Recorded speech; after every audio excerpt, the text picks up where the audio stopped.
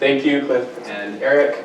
So I'm Christian, and then Noah's going to come up and talk to you guys in a little bit. So this research is very much a work in progress, and so we welcome feedback, and we also welcome questions, including during the formal presentation. So feel free to raise your hand if you have a question or a comment at any time. All right. So we thought it would be helpful to just give you a quick roadmap of where we're going to take you in this talk. We're going to start by giving some motivation for why this study is worthwhile. Then we'll explain the data we use and the methods we employ. We'll share the results that we have found so far, and then we'll give some concluding comments.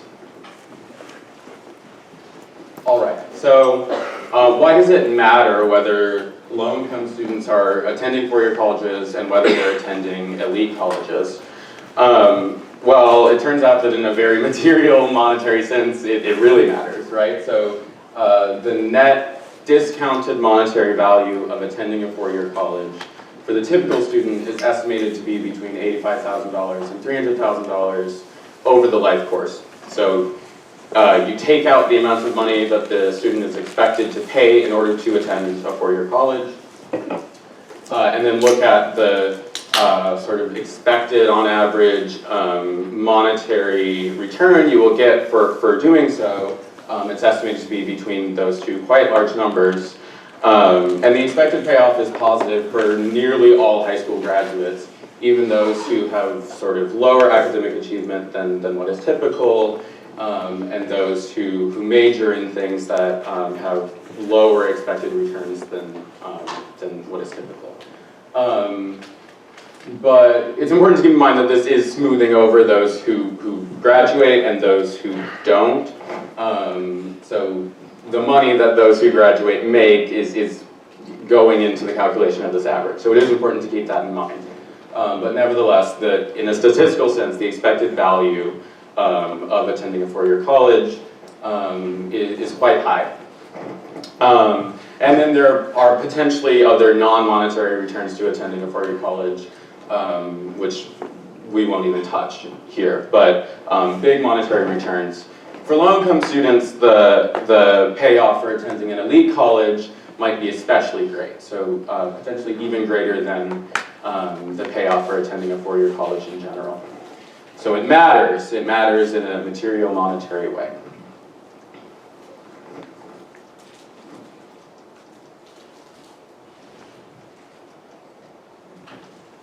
I think, hold on. I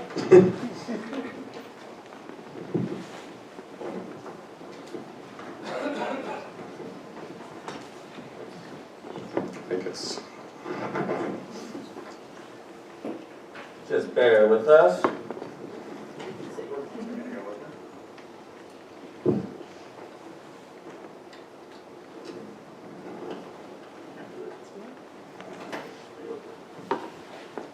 Sorry about this, everyone.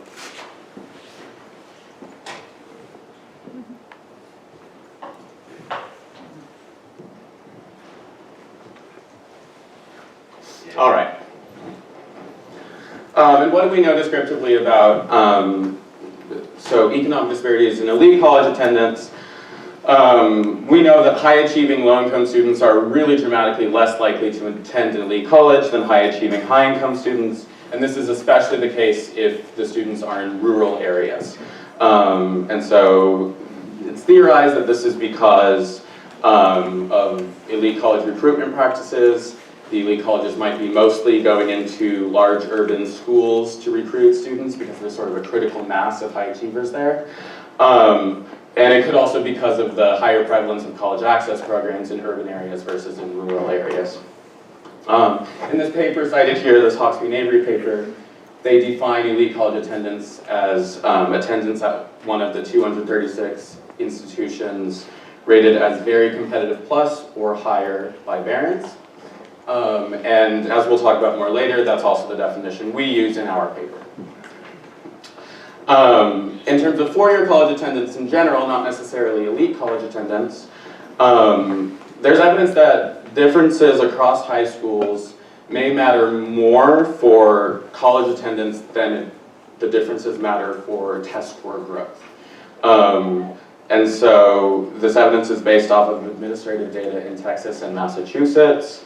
And it shows that a standard deviation in school effects is associated with a 9 percentage point probability in attending a four-year college. That is to say, a school that is 1 standard deviation above the typical school in its estimated efficacy for sending students to a four-year college. So 1 standard deviation above sends comparable students to a four-year college 9 percentage points more than the typical high school. So that's pretty substantial. But it's unknown at this point what school-level characteristics explain variation in low-income students, in particular four-year college attendance. So we know there's variation across high schools. We don't have a good idea about what characteristics specifically help explain why there is variation across high schools. So theoretically, how might a school influence whether or not a low-income student goes to a four-year college? We think there are 2 main ways this might happen. The first is by preparing the student academically, right? So either through small classes or having a set of very driven peers at the school or rigorous curriculum, etc., forces that boost the student's academic achievement, help them be prepared academically to attend college. On the other hand, another way that a school might influence a student's college-going behavior is by instilling a taste for going to college or knowledge related to how to attend college. So maybe high-touch counseling, for example. You have a lot of counselors who have small caseloads, who are very engaged with their students, giving them lots of information about how to apply to college, what that looks like, etc. Or a college-going culture. You know, there's lots of posters in the hallway about how awesome college is. Or even being very geographically close to a four-year college might help the student become familiar with college going, and that might instill in them a taste for actually attending. So we think those are the 2 main ways that a school might influence whether a student goes to college. When we estimate school effects, there are 2 broad types of effects that we're looking at. And the first is what we're going to call total effects. And that's everything about the school that might influence whether the student attends a four-year college. So that includes the school's practices, right? What it's actually doing, what's in the school's control that they are doing to help the students go to college. But also the social and economic and geographic context of the school, which is outside of the school's control in practice, but still matters for student outcomes. And these total effects are what a parent might be interested in, for example, when they're trying to pick a school for their child. It's about, okay, what is the total effect that this school is going to have on my child's propensity to attend a four-year college? Adjusted effects are what policymakers might be more interested in, rather than parents. And that's only those effects that are attributable to the practices of the school. So the social, economic, geographic context, which is completely or almost completely outside of the control of the school, is not a part of the adjusted effects, right? So when we estimate total effects, we want to control for students' individual characteristics, right? So we don't want the fact that a student is more likely to be low achieving coming into high school to factor into the total effect for a school. But that's it. We only control for the student's individual characteristics. For the adjusted effects, we also control for the social and economic and geographic context, which the school really, in practice, cannot control. We're primarily interested in total effects in this talk. We'll touch briefly on the adjusted effects, but our data and the design of the study are more amenable to talking about total effects.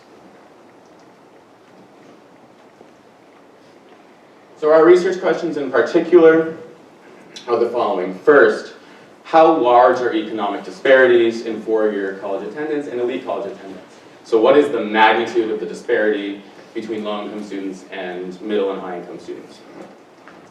And then second, how much variation is there across high schools in low-income students' college-going behavior? And so, right, we know that there are disparities, but do these disparities differ across high schools? And then the third question is, what are the actual specific high school characteristics that explain this between school variation in low-income students' college-going behaviors? As a preview of our findings, we're going to show that there are really large economic disparities in four-year college attendance and elite college attendance. The magnitude of that disparity is pretty staggering. We're going to show evidence that there is pretty meaningful variation across high schools in low-income students' college-going behaviors.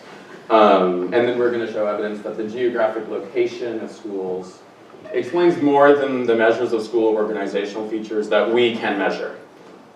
So geography seems to be important. Okay, let's talk about our data. So principally we're using the Wisconsin State Longitudinal Data System. So that's all public school students. We're using all public school students between 2005-2006 school year and the 2015-16 school year.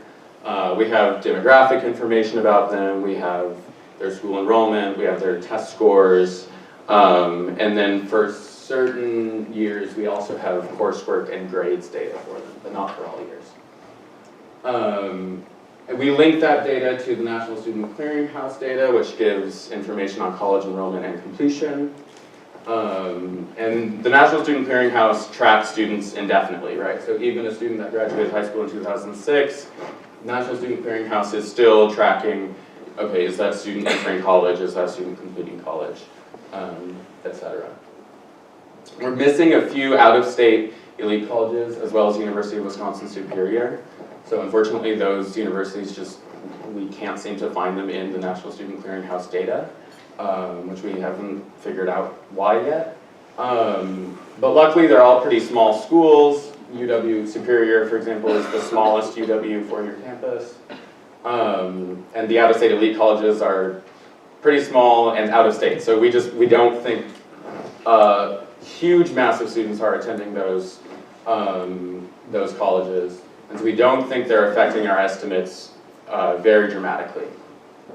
And then finally, we have National Center for Education Statistics, Common Core of data, for which we develop, or excuse me, from which we draw information on the demographics of the school district within which the high school is. Okay, our model is as follows. We got a lot of Greek and a lot of subscripts, but the crux of it is this. We have a multi-level model where the outcome is either four-year college attendance in some cases, or elite college attendance in other cases. And we have student-level independent variables and school-level independent variables, and a random intercept for each school. So the logic of this model is we are interested in the school level. We're interested in the school level characteristics that matter or that appear to matter for whether low-income students go to college. So we care about that level, the school level. But we also need to take into account the student level because we need to control for student level characteristics that might bias our estimates of the school level characteristics effects on college going if we don't control for them, okay? So students are nested within schools and we need to consider both the level of the student and the level of the school. And then we want to have a random intercept for each school, which basically means each school is assigned an intercept, and that intercept represents how well the school sends students to a four-year college, controlling for all of the student level independent variables and all of the school level independent variables.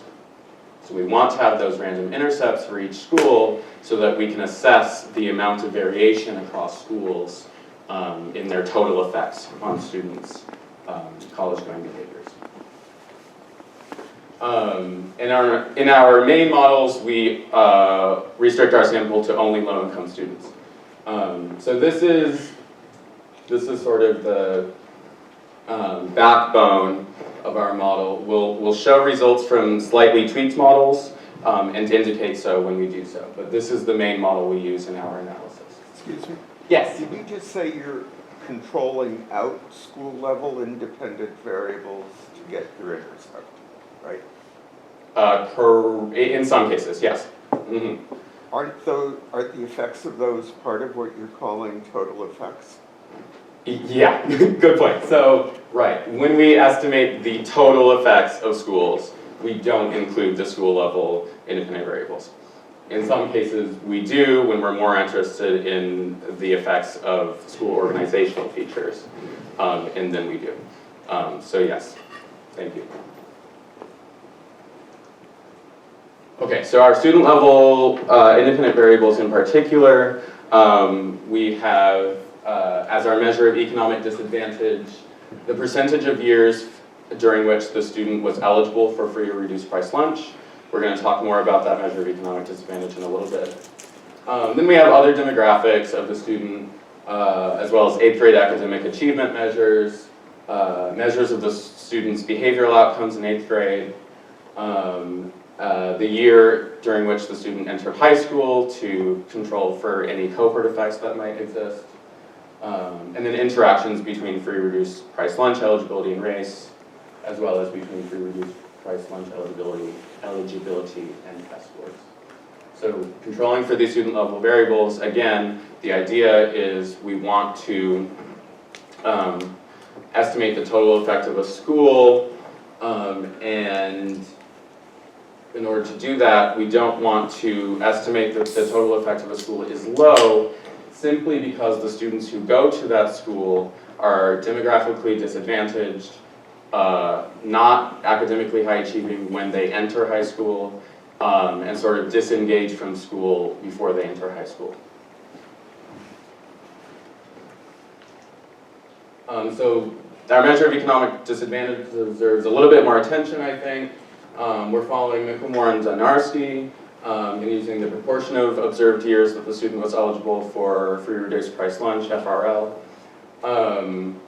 And so first of all, eligibility for FRL is based on whether you are above or below 185% of the federal poverty level. So if you're below or at 185% of the federal poverty level, you are eligible for free reduced price lunch. And the idea of using the proportion of years that you're eligible is that income is a very fluctuating aspect of a person. It's not fixed across time. And so if we look at just the proportion of years that the student qualified for FRL, rather than looking at the whether the student qualified for FRL in one given year, we're getting a better proxy for the real latent economic disadvantage that the student is experiencing in her life. In our analytic sample, about 57% were never eligible for FRL, about 28% were eligible some of the time, but not all of the time, and about 15% were always eligible. So in this talk, when we talk about low-income students, we're talking about students who were eligible at least some of the time, and that's 43% of our sample. And just as a further corroboration of why to use the proportion of years eligible rather than just whether you were eligible in one year, this graphic here shows on the horizontal axis proportion of years eligible for FRL, and then the proportion of students within that economic disadvantage bin who attended a four-year college. And so those who were never eligible go to a four-year college at a rate of over 50%. Those who are eligible, about 10% of the observed years, go at a rate of under 40%. And then it just keeps going down as you increase the proportion of years that you are eligible. So these students are not comparable to these students. These students are more economically disadvantaged. And it matters for the college-going outcome. Okay, our school level variables, we have some school composition variables, which are basically the averages of the student level variables at the school. So, for example, the average 8th grade test scores. We also have other school context variables, locale type with categories rural, town, mid-sized city, suburb, and then a category for Madison and a category for Milwaukee. We have distance to the nearest UW four-year campus. We have the size of the school, and then some measures of the socioeconomic status of the district at large. And then we have measures of school organizational features, student guidance counselor ratio, student teacher ratio, number of AP IB courses, per pupil educational expenditures. We have a measure of the economic segregation within the school. So within the high school are a lot of low-income students taking classes with a lot of low-income students, and the high-income students taking classes with the high-income students. Is it very economically segregated within the school? And we measure that using what's called the dissimilarity index. And then we have an indicator of whether the school is a charter school. And finally, our outcome variables in particular, we define a student as attending a four-year college if she attended a baccalaureate granting institution at least half-time during her first enrollment spell in higher education. Similarly, elite college attendance, she attended one of those 236 colleges at least half-time during her first enrollment spell.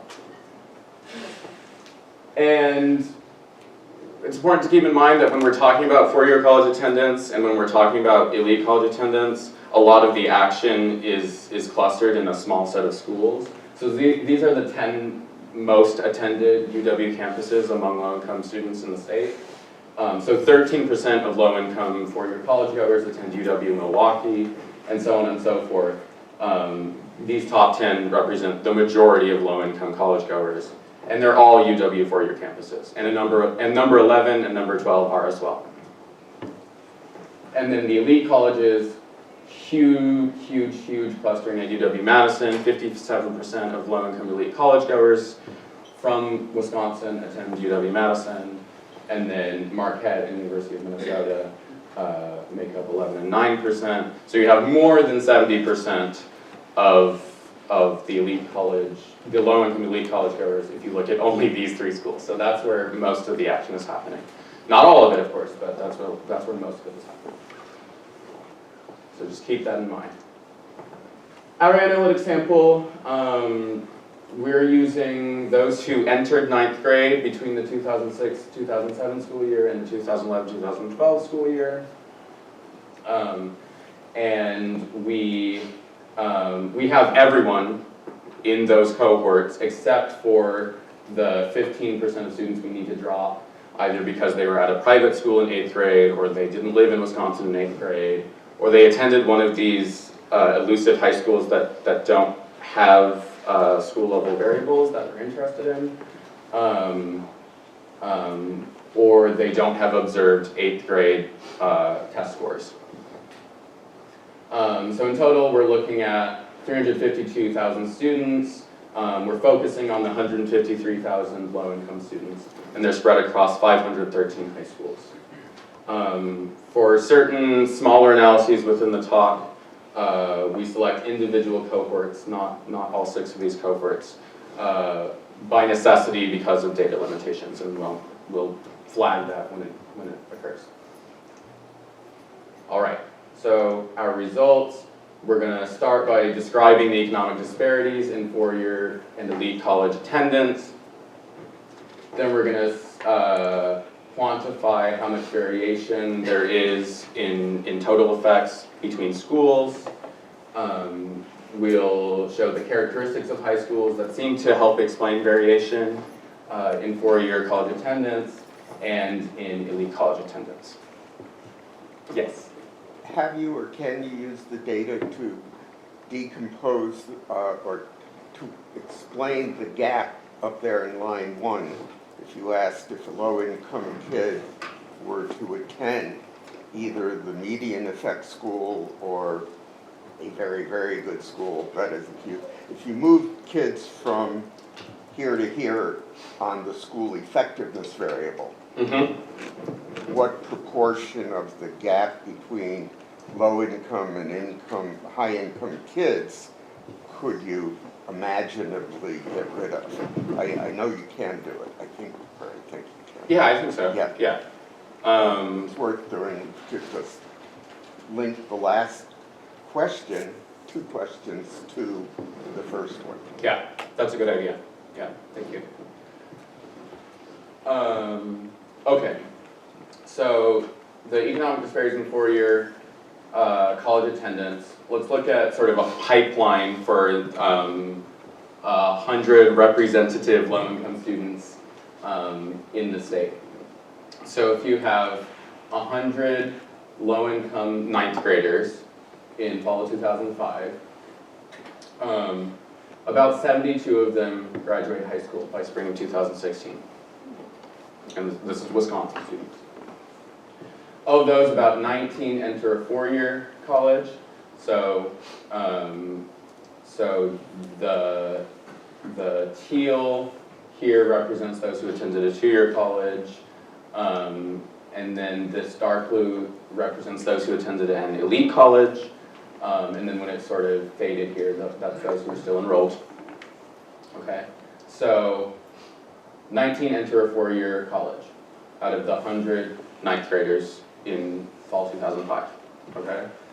And then of those, 8 will attain a bachelor's degree, and 1 will attain a bachelor's degree among those who initially entered a 2-year college. And then some will still be enrolled.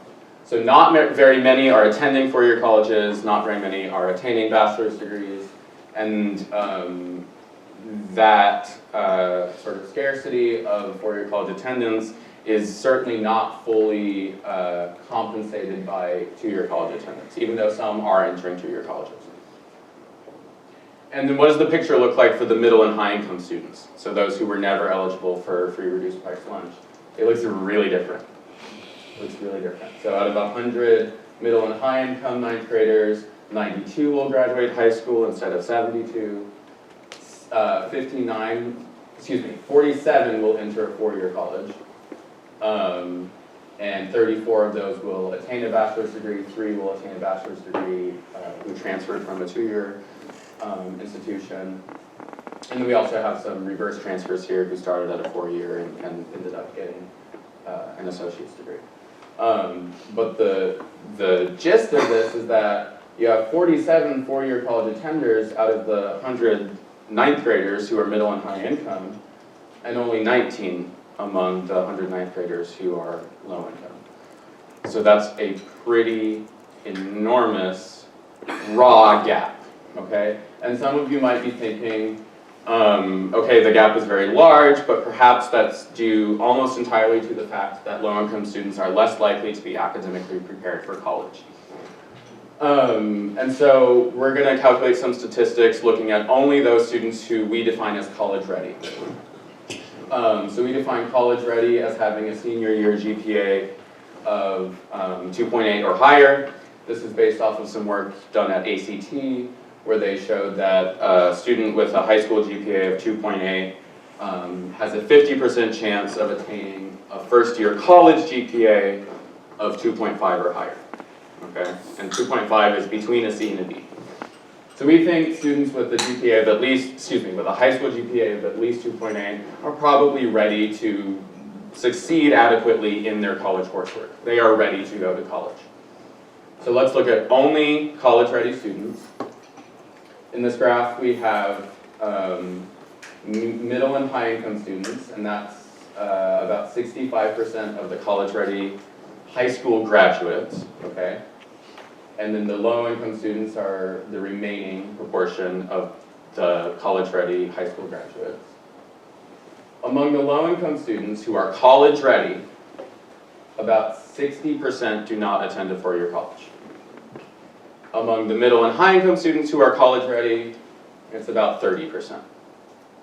So a really, really wide gap, right? Even when you're looking only at those who are really probably ready to succeed in college. And this red block here, the low-income students who are college-ready, who don't attend college, that's about 6,000 students per year.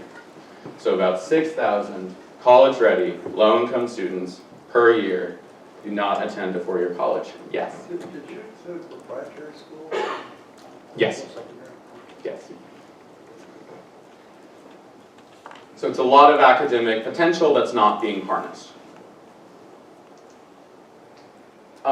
And then we control for a lot of other things, including things that can reasonably be thought of as mediators on the path from economic disadvantage to four-year college attendance.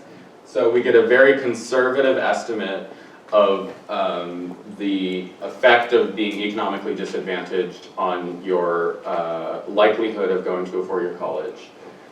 So we're controlling for individual characteristics, including 8th grade test scores, demographics, 8th grade's behavioral outcomes, etc., as well as school level factors, all of those we listed above.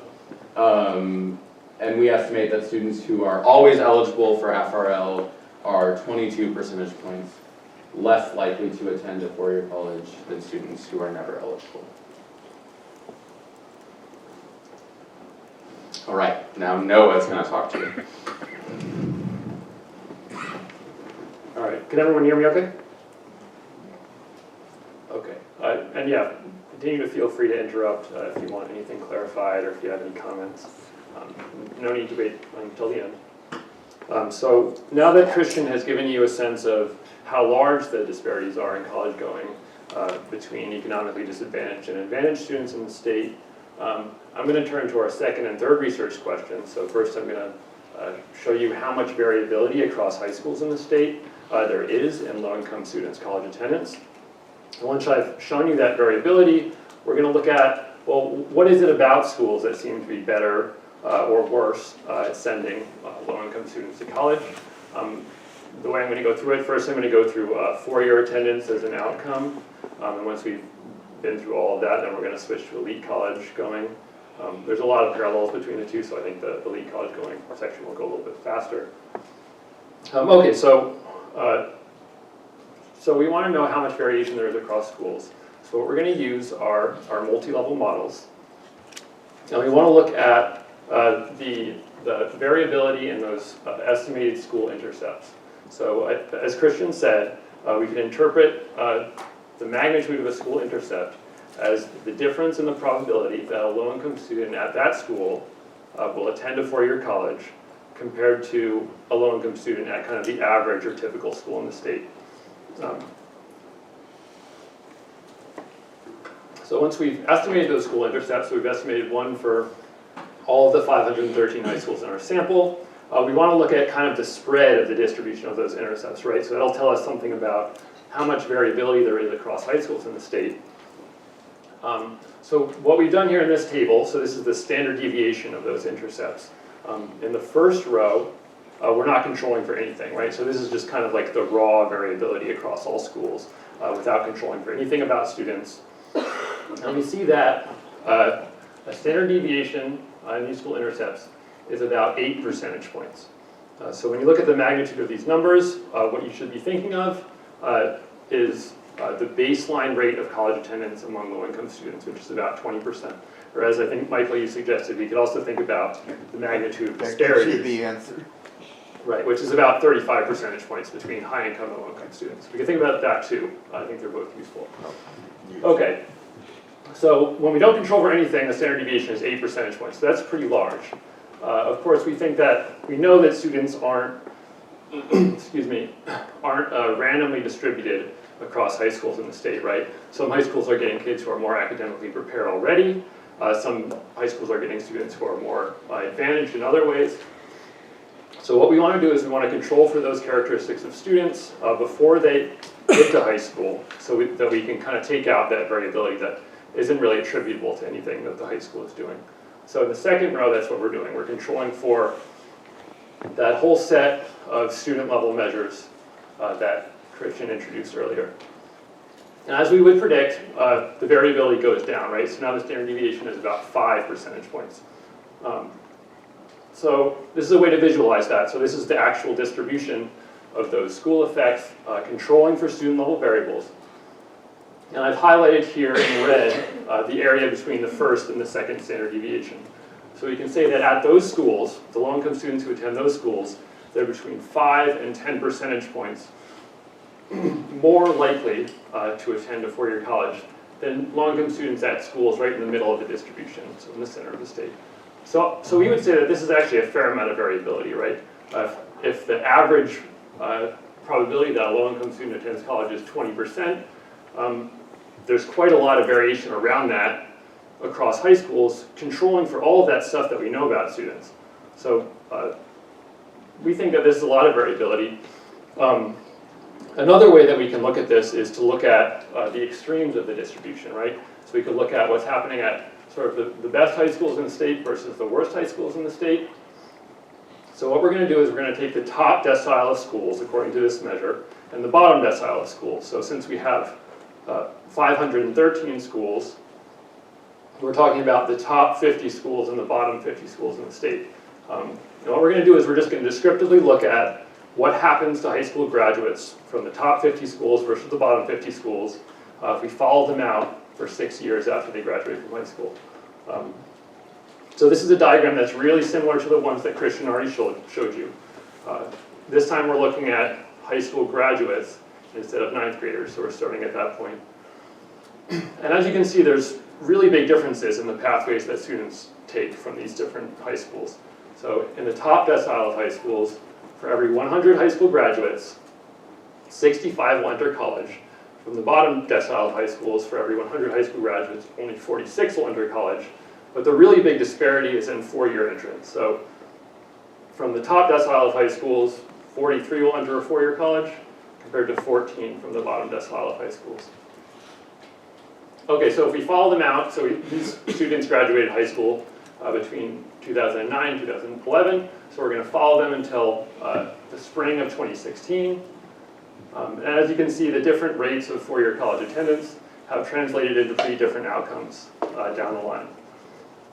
So students from the top decile of high schools, 19% of those low-income students will have a bachelor's degree. That's compared to 8% of students from the bottom decile. And something that's really noticeable about the different pathways from these high schools is that a lot more are going to two-year colleges, right, from the bottom decile of high schools. And we can see that doesn't really translate into more college degrees over time. So students from the top decile of high schools, 24 will have earned some college degree, 17 will have earned some college degree from the bottom decile, and there's really big disparities in whether those are bachelor's degrees or associate's degrees.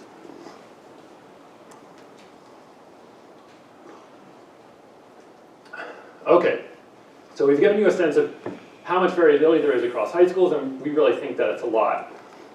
But something that we might worry about additionally is that, so we're controlling for kids' test scores in 8th grade, but we know that students' performance on exams is not the only thing that matters for whether they go to college or whether they do well once they get to college. Ideally, what we would have is some measure of students' performances in their courses before they got to college. So ideally, we would have their grades in 8th grade, which would be, so their grades in 8th grade couldn't be affected by their high school, so we can control for that, and that would be great. Since we don't have that, something that we can do to kind of get at that relationship is we can look at what does the variability across high schools look like when we additionally control for measures of students' college readiness at the end of high school. So their GPA in their junior and senior year, their scores on their ACT Math and English exams. And so what I'm showing you here is basically that when we control for those things, the variability across schools doesn't go down at all. So we really aren't explaining more of the variability across schools above and beyond what we were explaining when we controlled for all of the individual student level measures that we had from their 8th grade. So this is kind of suggesting to us that we can be pretty confident that a lot of the variability that we're observing across schools, it's not really due to systematic differences in the college readiness of low-income students. It's really more about variation in low-income students' college attendance holding constant their college readiness or their degree of preparedness for college. Okay. Yeah. How does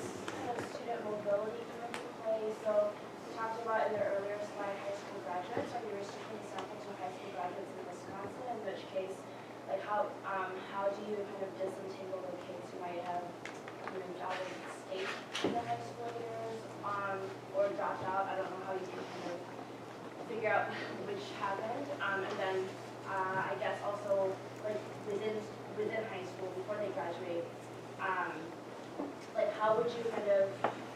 I would assume there's a lot of student mobility in some of the schools. So Sure. when you're looking at student level characteristics, how do you assign which student level characteristics to which schools for the students who grow? Yeah, good questions. There are a couple things in there. What we're doing in terms of assigning students to schools is we've assigned students to the school that they spend the most time at. So it's just about the length of enrollment at schools. In terms of student mobility, so we're starting students in 9th grade, right? So that's our sample. Sorry if I wasn't clear about that the whole time. We're not restricting to college or high school graduates here. And so if they move out of state, yeah, if they leave the data system, we assume that we're not tracking them anymore. So, Even if they come back through the... oh, sure. If they come back into the data, then we'll have them. Okay. Yeah. But we basically treat them like dropouts if they left the state in these calculations. In the diagrams that we showed you, kind of the flows through, if students were confirmed to have moved to a school outside of the state, then we actually just took them out of the analysis altogether in that analysis, because I think that's the way DPI calculates their dropout rates. So we wanted to kind of be the same with that. But yeah, thanks for the questions. Okay, so now that I've characterized the variation across schools, we really want to know, well, what is it about these high schools from which low-income students seem to be more likely to attend college compared to the schools where they're less likely to attend? So to get at that, we're going to start by looking at geographic variation, because that's going to be suggestive of some of the things that could be going on. But in order to do that, it's going to be a lot easier to look at the district level rather than the school level. Just because districts are bigger, it's easier to see patterns. So what we're going to do is we're going to estimate really similar multi-level models to what we were using before. But instead of using schools as the cluster variable, we're going to use districts.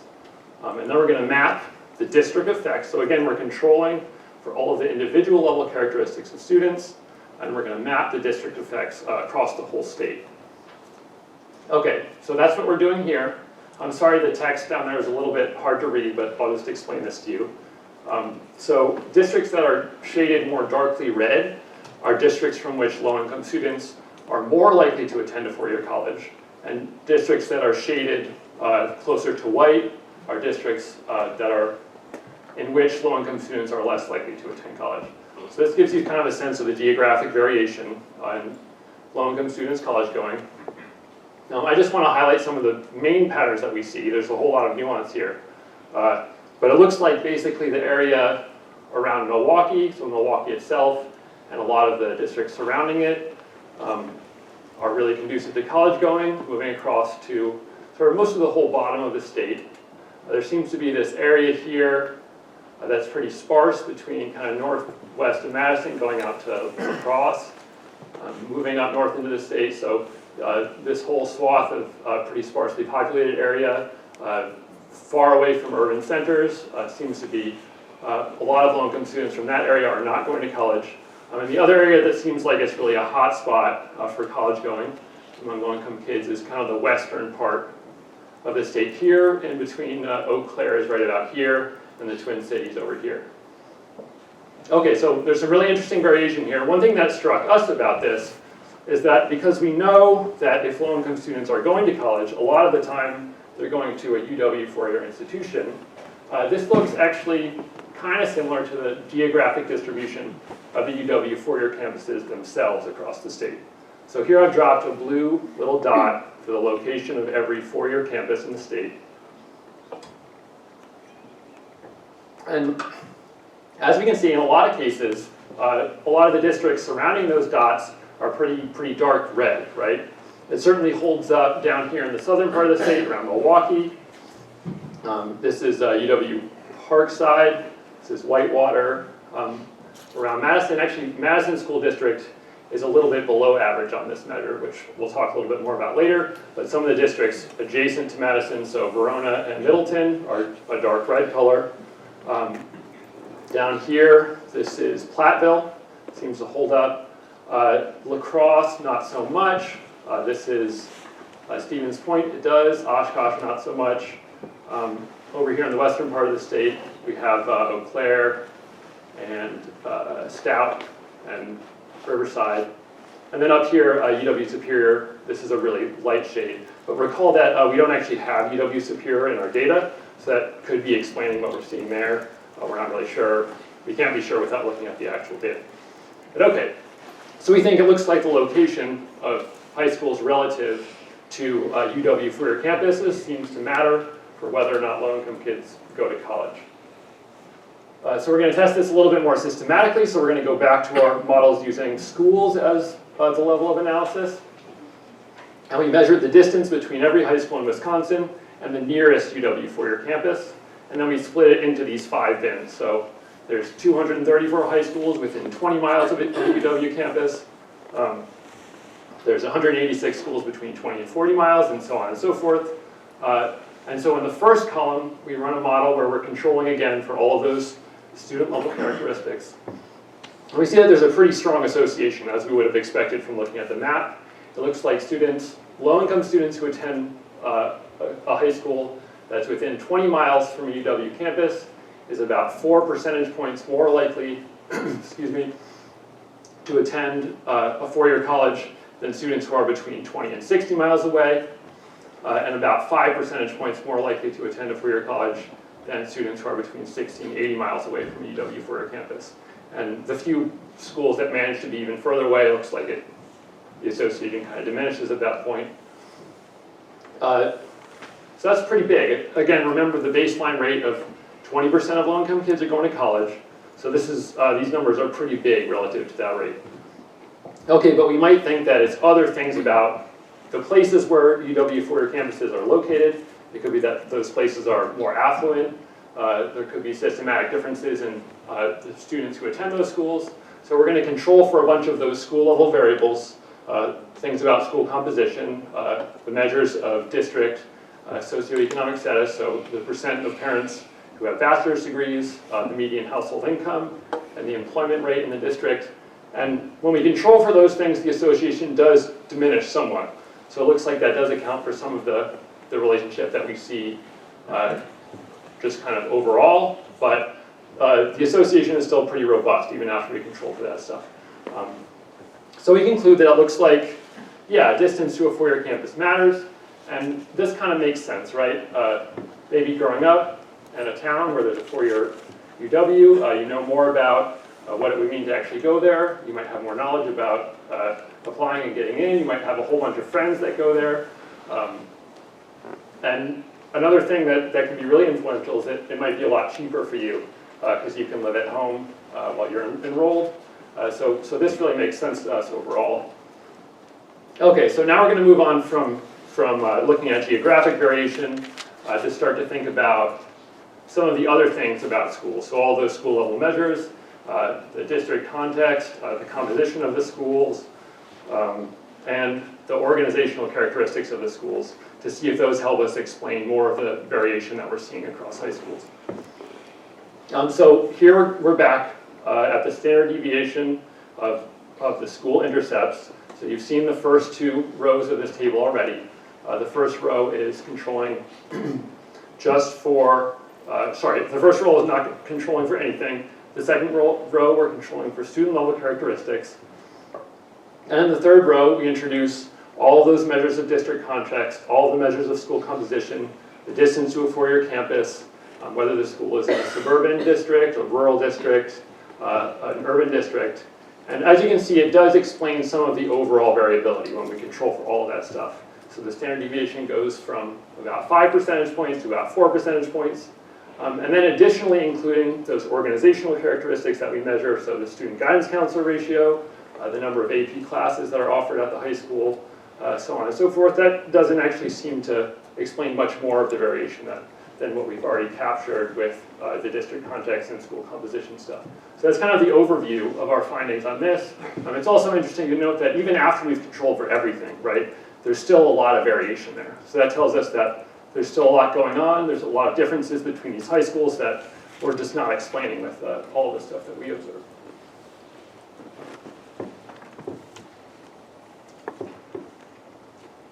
Okay, but let's dig down a little bit and look at some of these more individual measures, see what the relationships are at the school level. A lot of the school context and the school composition level variables, the association between them and college going among low-income students is not very strong. So I'm not going to go really in the weeds on it. There's not that much going on with most of them, even though as a group they seem to matter quite a bit. But one that sticks out to us is the percentage of parents in the school district with bachelor's degrees does seem to be reasonably strongly associated. So a standard deviation on that measure, which is about 13% of parents, is associated with a 1.1% increase in the probability that students from those schools will attend college. And then, as we saw on the map, location really seems to matter a lot. So students in the Milwaukee School District are about 6 percentage points more likely to attend a four-year college compared to low-income students in rural schools. Suburban schools, it's about 3 percentage points more than students in rural schools. Madison School District, it's below. Students in Madison School District appear to be about 4 percentage points less likely to attend a four-year college, and other small cities and towns are a little bit negative as well.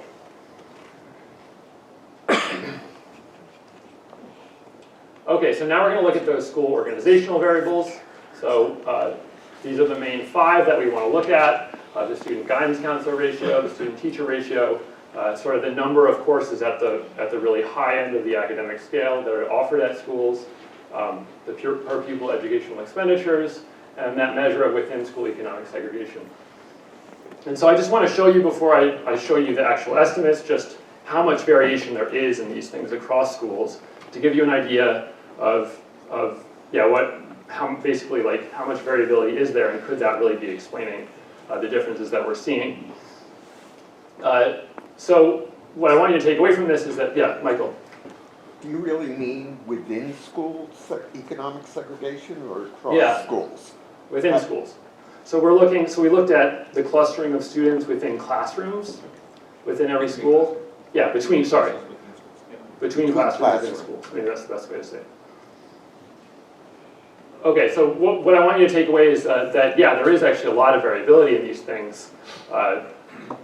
So it's possible that they could be explaining the variation across schools. But when we put them into the models, after we've controlled for the student level stuff, the district socioeconomic stuff, the composition of the schools, there really isn't all that much action there. So so we've standardized these coefficients on the standard deviations that I just showed you. And there just doesn't seem to be a whole lot going on here. With the exception of, it looks like low-income students at charter schools seem to be a bit less likely to attend college compared to low-income students at traditional schools. But we're really hesitant to overinterpret that. Students at charter schools are a pretty select group of students in the state. I think it's less than 5% of our sample, and they could be different in ways that we don't really observe. But nonetheless, the relationship is there. Okay. So that pretty much concludes the section on four-year college as an outcome. So now we're going to move on to elite college attendance. Just to recap kind of the disparities in elite college attendance to help orient you to the results that I'm going to show you. So this will give you something to compare the magnitude of the effects that I'm going to show you to. So 2% of low-income ninth graders overall attend an elite college. That's compared to 12% of higher income ninth graders. And then when we control for all the student level and school level factors, so get a really conservative estimate of that gap, it shrinks down to about 3 percentage points between students who are never eligible for free lunch and students who are persistently eligible for free lunch. Okay, so here we're looking at the standard deviation of school intercepts again, this time for elite college attendance. And as you can see, there's quite a bit of variability, similar to how we saw with four-year attendance. After we control over student level variables, the standard deviation is about 1.3 percentage points, which compared to the overall rate of 2 percentage points is pretty substantial. And then we can explain some of that using our measures of district context, school composition, and location, and then really no more of that when we include our organizational characteristic measures. Okay, so this is a map produced using the same procedure as we did for four-year college. This time there's, I think, an even more stark pattern. It's kind of difficult actually on this screen to distinguish the different shades of really dark red, but the really dark red is in Milwaukee and the surrounding districts, and then Madison district and the surrounding districts. And we get a similar result when we look at in our models, what are the coefficients on being in Milwaukee, being in Madison. It looks like low-income students in Milwaukee are a full 2 percentage points more likely to attend an elite college than low-income students in rural schools. And in Madison, they're a full 4 percentage points more likely to attend elite colleges than students in rural schools. So to recap the record on Madison, it looks like low-income students in this district are overall less likely to attend a four-year college, but if they do attend a four-year college, it's much, much more likely that it will be an elite four-year college, oftentimes it's UW-Madison, than students elsewhere in the state.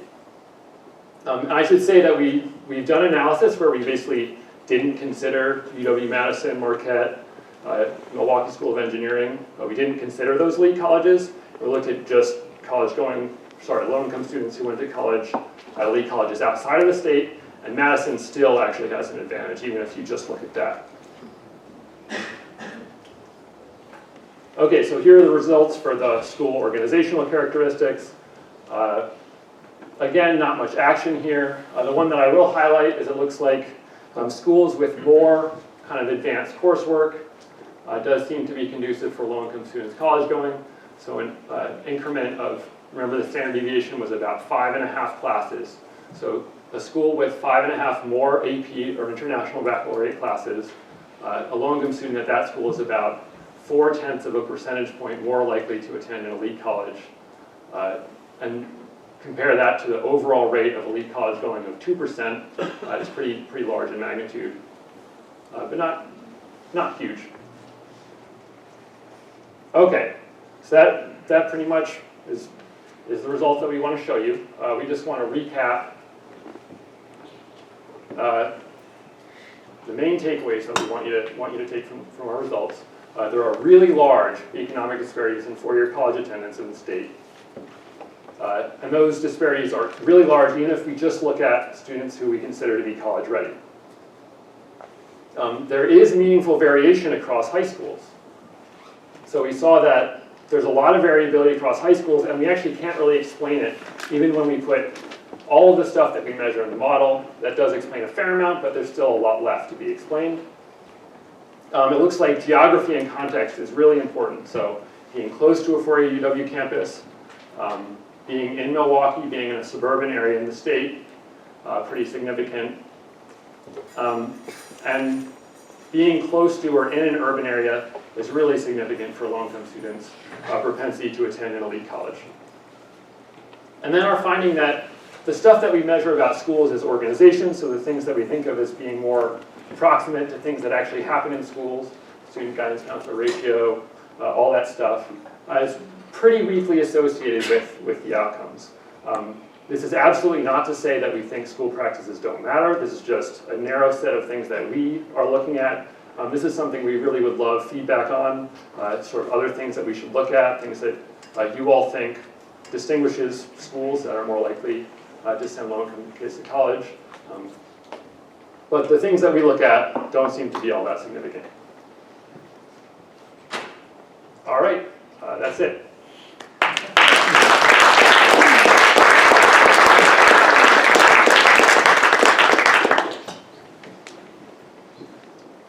Two questions. I may have missed it. Do you look at any test score outcomes in high school? I noticed you controlled for like pre-high school student achievement, but do you look at anything like ACT scores, any student growth? And then second question is, do you ever think about the effect of tech schools or two-year colleges? Sometimes they market themselves as alternatives to four-year colleges, especially for this group. So do you look at like distance or how many tech schools are in the region, things like that? Really good questions. The first one, do we look at test score growth? We haven't really looked at that as an outcome. that's something we could do, but we're kind of interested, we're really only interested in that as it factors in to the pathway between students in ninth grade and college attendance after. To clarify, I meant as a characteristic of the school which you could measure. Oh, okay, so like the average Yes. test score. That's something that we've looked at a little bit. One thing that we would worry about is that, sorry, so we do look at the average test scores of students in 8th grade. Mhm. And that seems to be weakly positively associated with college going outcomes. But in terms of average, Like growth from 8th grade to ACT scores, for instance, the effect of the school on student achievement as a characteristic I see, of that I see, school, I see. which would explain students' propensities to going to college. yeah, we haven't done that specifically, but I think, yeah, I like that idea. And the second thing in terms of technical colleges, it's not something that we've looked at explicitly. It does seem like there's kind of some trade-offs, so schools that aren't sending a lot of students to four-year colleges are sending students to other kinds of colleges. That seems to descriptively be the case, but we don't have any really systematic evidence on that at the moment. I agree with that. What we can say is that the sort of spatial distribution of the total effects on four-year college attendance and the spatial distribution on the total effects of any college attendance is different. So this is the same type of map as we showed before, but the outcome is you attend any college, 2-year or 4-year, at least half time. And right, the spatial distribution is different. We don't totally know why yet, and it's not completely our #1 interest because we are more interested in the 4-year stuff. But yes, we can say that spatially, at least, there are different things going on. But it seems like that sort of diversion effect or substitution effect would be important. I think it's a good Yeah, yeah. Right, I was actually thinking about it in terms of like a ratio of the distance between the closest 2-year UW to the closest 4-year UW. It would actually, if there's a 2-year one close by, well, of course you'll go there, even just for your first 2 years, but that often we know doesn't lead to transferring. So, Right. you know, that ratio, it seems like the sort of relative difference might matter more than the absolute. I see what you're saying. Yeah. Really, Yeah. Just wondering if you, in any of the models like economics, so like property taxes and municipality budgets for schools as that impacts districts and how that might differentiate the instruction being disseminated in the schools and or parental economics in terms of not just using proxy for free and reduced lunch. Any of those factors that how they might impact these maps. Yeah, so we looked at, in our models, we looked at the median household income in the district, the level of parental education. Those don't seem to be all that strongly associated, and they probably wouldn't change the picture that much. I think we're kind of getting at what you're asking about with our per pupil expenditure measure. And yeah, it doesn't seem like that there's a whole lot of action there. So probably if we included them and then remade the maps wouldn't really look too different based on those things, based on what we found. First a statement, then a question. I think this is very interesting research and significant. I'm guessing that it hasn't been done before in Wisconsin anyway. So that leads to, I think you have there is an opportunity to use this as a baseline for about 6 years from now when this fall the academic and career planning became mandatory across all districts. Be interested to see, since it begins at 6th grade level now, it'd be interesting to see what, if any, effect that may have on college attendance in 6 years. My question is, because I do think this is also timely information, will there be an opportunity, or have you sought to present this data to the Board of Regents? They have not called us. It might be very interesting. But Derek Cable knows about this stuff in financial aid, and the systems office folks know about it. Okay. But I'll mention someone asked. I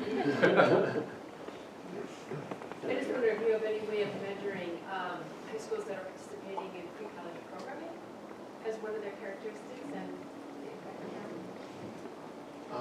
of What would be an example of? Like upward bound that? or? Right, yeah. Oh, okay. Yeah, I mean, For people. people, Yeah. wide variety of Yeah. those that happen on campus. Avid or. Hero. Surf Science Institute is just kind of a long list. DPI, do we have such data? Those data may exist. All we need. You know, if we, I mean, that's something, yeah, we should look into that. Actually, one variable that OPI does have, and it's probably a little more robust than the APIB, is either youth options or what we commonly call dual enrollment, or Yeah. for the technical colleges, they call transcriptive credit. Because you have, depends on the proper evaluation of every school district, which is usually a strong predictor of how many dual enrollment courses there are, as well as the proximity to a technical college or UW college or a regional university or doctoral. And DPI collects that. Yes, we got a lot of many labels to that. So I predict that could be a strong Yeah. predictor. That's great. Propensity to go to college. It's a really great idea. Can you differentiate between profit and non-profit colleges that happens in this district? Yeah, so What does that show?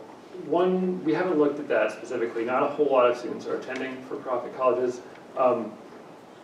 One thing about the National Student Clearinghouse is that my understanding is that it's a little bit less representative of, so basically for-profit colleges tend not to send their data to the National Student Clearinghouse. So that might be a limitation in that way, but I think, yeah, it could be an interesting avenue. It's actually a fairly, so it's a small percentage of students to begin with, but then if you look at students recently out of high school, it actually gets a bunch smaller still. So there may be, it would be interesting to know, but I don't think it would move a lot. Yeah. Oh, We can go ahead. I'm wondering about how you think about racial and ethnic climate on historically white college and university campuses. So there's 20 states that have historically black colleges and universities, and Wisconsin is not one of them. So in terms of your study being focused on Wisconsin, I could see it being pretty useful for a number of audiences, but I just wonder, even in the lingo as you're presenting it, the decision to label more in general without some context of what the climate is on these campuses within the state, I mean, especially being at UW. I was just wondering about that, if you had any thoughts on that. And then secondly, yeah, if you had any hypothesis about how you're very thorough, I mean, this is wonderful how you presented and did the study, but how this would be useful for states that have more diversity in their offerings of college and university campuses. So the thought is the thought that students of color might not be attending for your might not be attending college because they know it would be a hostile environment for them based on their race. Is that the thought? Potentially, but I think some of the slide you showed of just the numbers as they play out over time. I just wonder if the hostility or the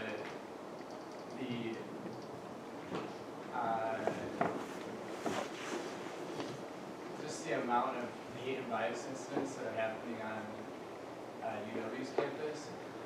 Not that you can generalize from one campus, but if there's any way in which you thought about that, or that would have an effect on students who don't have a match with, I'd say, like the majority culture and climate on these campuses. Yeah, I think that certainly could be driving the completion outcomes, especially.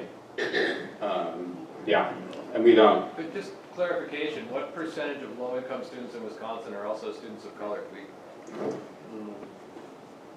Yeah, I It don't know. would be small overall. I mean, yeah, it'd be. Which is, it doesn't mean it's an unimportant question, but I'm not sure it would drive the low income. Sure. down. In Wisconsin, yeah. So this, I guess the second thing I was wondering is just, you know, as you think about this study, if you had a suggestion, if this was gonna be a study that was done in one of the 20 states that actually does, I think, have more options that are diverse to students. I don't know what advice would you give as you're trying to account for, or to try to understand the nuance that might take place if there's other options that just historically great university. I don't know. Yeah, But that's a yeah, great I'd have to question. think about it, Yeah. Just piggybacking on that, another question. For their core question, which is differences in the consequences of going to one high school rather than another, you'd have to have a story to tell that negative climate at the campuses somehow is driving that variation. It's conceivable in many ways, but given their focus is on what the effects of attending particular high schools, I don't know that you'd find that explains differences among them. My question is actually a pretty narrow one. On your measure of readiness, do you guys have transcript data for what courses people have taken? In high school? Yeah. Is that built in? Because years ago when people were doing tracking studies, they decided to define tracks not as some name, but the package of courses people took. So I wonder if you had that, whether you get more if you used it, you get more reduction in the school effects if you took into account what courses the students took. Like a measure of the highest math course taken, something like that? Now, I mean, that's consequent on availability to some extent, which is a school effect. But it just seems to me readiness might be proxy additionally better, more strongly if you built in more coursework they had. Yeah, for one cohort of students at this point, we have their grades for 2 years and their course taking behaviors. I don't know how tricky the coding would be, but I imagine it's feasible to do something like that. So yeah, I think that's a good idea. And math course would probably get you pretty far anyway. Yes. Right, that would be the main Yep. indicator. Back of the room. Awesome stuff. One other thought was, have you looked, is there any way to look at the returns, the economic returns to having a college degree in various parts of the state? So again, you opened with, overall, there's this big economic benefit of going to college, but it seems to me that there's going to be more opportunity for somebody with a college degree in Milwaukee or Madison than up in the Northwoods. And so that perception that the students may have about what the economic return to going to college is if they want to stay living in their hometown may be what's driving part of this. And I don't know if that data is available, but I think it might be an interesting part of the puzzle. Just to go off that, I was thinking about farming towns a lot too. Because if you're coming from a farming family and you're going to continue that trade, I don't know if the returns to a 4-year degree. Some of that data is available in a study that the Wisconsin Department of Workforce did in 2015. You can go to the website and pull up it. But what it does, it looks at workforce regions, and you find it that way, break out the multiple counties in a given region. It speaks to the forecast of jobs in the future. Then you have to do a little bit of tying in with going to those specific employers that are in those counties and those workforce regions. Go to their website and you have to look at what jobs are going to be becoming available. And you can go back to the workman again and you can see what education is required and what the average salary is. But I've done all of that, but not in that context. But it's there, that information is there. Yeah, I agree that could be really interesting. Really important factor. I guess we're kind of considering that part of the total school effects. But I'd add to that, I actually think, Jake, it goes the other way. That, I mean, you talk to rural folks, they have a hell of a time keeping their kids there. And mostly it's because, partly when people have more education, they're more likely to migrate, period. But they're more likely to migrate away. So it's not, there may be some for whom the decision is, I want to stay here, look at the job prospects, I may as well not go to college. But I think for a lot more of them, it's sort of, I'd like to go to college, now there's no reason to go home, even if I'd like to, there are no jobs there. You know what I mean? So there's a tension there.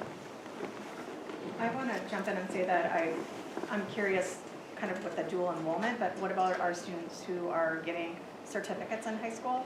And I'm thinking about in some of our rural areas where they have like the Ashley Furniture, they're working on advanced manufacturing certificates where kids graduate from high school and be making $50,000, $60,000 a year. So how does a youth apprenticeship where you can go and you can become a mechanic while you're in high school? So you don't need to go and enroll in college because you've completed that already in high school. So if that's been factored in. The other thing that I'm curious about is whether you did an analysis just breaking the urban versus rural. I think the school variables are different based on rural areas versus urban areas in terms of what they're able to offer at times. Like Madison, Milwaukee is going to be very different versus, schools that's got 250 kids K-12 in terms of resources. And so I'm curious how if that influences any of your data, just looking at those isolated without looking at the whole state. So you're suggesting kind of looking a little bit more, breaking down by urban, rural, and looking at the relationships within those places. Yeah, that's something that we haven't done. I think Do we have data on those apprenticeship programs? Yep. That's a super interesting idea. Yeah. I'm just wondering, did you figure out any reasons that Madison might not be doing so well on the low-income college enrollment? Yeah, so we don't really have any answers at all. Disclaimer. We don't know anything. What we do know is, so Madison even if you just look at, without controlling for anything, the rate of college attendance among low-income students, it's still lower in Madison than anywhere else. Like Milwaukee looks really low also when you look at just the unadjusted rate. But Madison looks a little bit lower. Then when we control for all this stuff about students in the 8th grade, Madison still looks below average. Whereas Milwaukee now looks really positive, as you saw on the maps. So that's kind of, again, those are the patterns that we see. So I offer one possibility, and that's that the local UW campus is also the flagship, and it may be rightly or wrongly perceived as much more difficult to get in than a UW Milwaukee. I'm not saying it's the whole story, but it's like one possibility that comes to mind is if you're going to go local, this might be a harder local to go to. Are there enough kids per school that you could do the 4 high schools compared? Yeah, I mean, we have all the. Do it. Do it. And I just to add, so because I have a little background knowledge, and this came about because in the data from the Student Clearinghouse, MATC was coded as a 4-year school originally, and so Madison looked really, really good, and everywhere around Madison were the top in the state at sending 4-year colleges. And then someone said, "Hey, did you know?" I'm like, That was me. "No." Yeah. That's not right. You killed it. And so luckily we fixed that error, and so I think MATC, which is no slouch school, probably sucks some people. It does. The thing is that even when you look at any post-secondary attendance outcome, Madison is still below average in the total sense. Interesting. Yeah. Martha? Right, but that's where this trade-off is really interesting. I mean, I think the difference in, between the low income, I'm trying to think about your 2 graphs without having them both present, but it looks like it was about 50% of the graduates go to college in the low income subset and about 70% in the high income subset? Yeah. If I got the numbers about right? 4-year to 2-year is what you're talking about? Well, actually, first I was thinking about whether you go to college at all, okay? And that ratio is greater in the upper income, obviously, that's one of your main findings. But from there then, let's look separately in the subgroups. In the low income group, it's about equal whether you go to 2-year or 4-year. Right. And in the higher income, it's like triple the rate go to 4-year as 2-year. And so it somehow feels like, you know, what needs to be explained is not, I mean, there is a difference in the overall rates of college going, but there's a really whopping difference in the rates of choosing a 2-year over a 4-year. And that's something that, you know, invites explanation. And, you know, I just think if there is a good 2-year option, you know, that is, you know, you're talking about this, your friends are going to college, you're, you know, whatever, like there's a really strong 2-year option in your surroundings, that might really be more drawing. I don't know actually, are tuition rates at the 2-year UWs less than at the 4-year UWs? And things like that. So let's think about, you know, the proximity to a 2-year UW and the tuition, you know, I don't know, it just seems like, yes, the overall difference in college going certainly bears explanation, but this ratio of choosing a 2-year over a 4-year also really seems to require explanation. And I would just add to that, Martha, that that's exactly how the 2 years are advertised, right? You go here for 2 years, you pay so much less, and then you transfer and you get the exact same degree as someone who was at Madison for 4 years, but you only have to pay for 2 years. Yep. Right, but it doesn't happen. But that's exactly how Your it's data are on advertised. their initial spell, you know, Right, I'm correct. just thinking about Right, the initial spell and yeah. Yes. So it seems like just focusing on how many go to 4-year doesn't really capture all the differences in these two subgroups. So Mm-hmm. it's a differential choice rather than not choosing to go to college at all. Right. And that might matter in Madison with that coding issue. Yeah. So. Just a quick question. I want to make sure that my assumption's correct. You're just looking at 4-year high school graduates, right? Not 5th and 6th. These are all high school graduates. So did they ever graduate? In this, you're talking about this chart?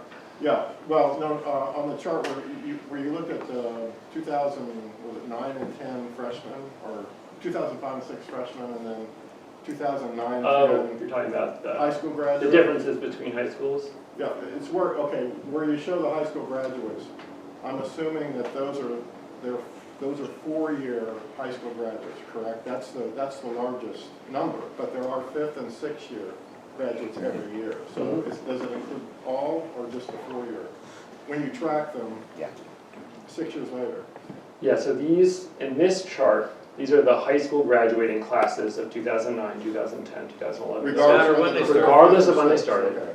In this chart, in these charts, we're starting with ninth graders, and the high school graduates are all high school graduates ever, basically, among those students. Okay. Yeah, Katie? I'm kind of curious, if you go back to the slide that shows the map of 4-year outcomes and has the UW campus design. It seemed like it seems like there's a little bit of a hot spot up there in northeastern Wisconsin. Right here? There's up there and like up in Florence County along the border with Michigan and all that. As I recall, there's no UW 4-year campus up there, so it doesn't sort of fit with your story about proximity to 4-year campuses. So I'm wondering if you have any sense of what is going on there. So we do have a good story about this hotspot right here. The ones up here less so. These are really tiny high schools. Yes. So there's a lot of like kind of minute variation there. This is the Menominee Reservation, this block here. And it's a super there's a lot of economically disadvantaged students there, and a lot of them are going to the tribal college. That's right there, it's right about there. So that kind of explains that. I was back to HBC. Yeah. On your pipeline slide earlier, it made me think, if you did go in front of the Board of Regents, what would you propose to them? How do you solve this so more than 14% of the low-income students graduate with a degree? What does the Board of Regents need to do to change that? What would be your solution? What a great question. I honestly think I would need to think about it longer in order to give a measured, appropriate answer. And I also proposed on the previous question, up in the Northeast, we also forget that Houghton is just right across the border. If we're really talking about proximity, what you're looking at is Houghton on that border, or by Eau Claire, you're also looking at Minneapolis as close by. So we almost need the surrounding states to give you an even larger impact on this scale, I think. Yeah. Because schools are going regional as opposed to local, perhaps. Yeah, we kind of thought about that when we measure distance. We thought probably it doesn't, over here, yeah, there's a lot of colleges in the Twin Cities over here, but we're also those 3 UW campuses here, so these students, we already count for as being close to a college. How about one last question? All right. Last word. One twist on this, I know you already talked about it, but I'm really interested. So, in the 30s through the 50s, the philosophy of state government was to create the extension centers, community centers, and colleges to be 50 miles radius, you'd be able to go to Wisconsin. But the one caveat was with the old vocational technical high schools, it became vocational technical colleges, which became technical colleges. My point is, there are now 60 campuses, 60 technical college campuses throughout Wisconsin. And I think if I were to bring the question to UW System Board of Regents, this is excellent. This is great. But I think the next phase of your study or someone else's study is to bring in that overlay with the technical colleges. If you look at the demographics of the technical colleges, and we have 2 researchers here from the Madison Metropolitan School District. We know that Madison College is the #1 transfer institution for UW-Madison. So you have a lot of low-income kids, Redmond, B, Verona, Sun Prairie, going to either Truex or the other Madison College campuses. I think the same thing when I'm looking. It would be a challenge. I don't know how long it would take you to add that from the UW 4-year colleges and 2-year colleges to the Wisconsin technical colleges. Because now 6 of the technical colleges offer associate degrees. 6 of them. So they could stop there. This is a great study. So, Eric, kudos. These guys. And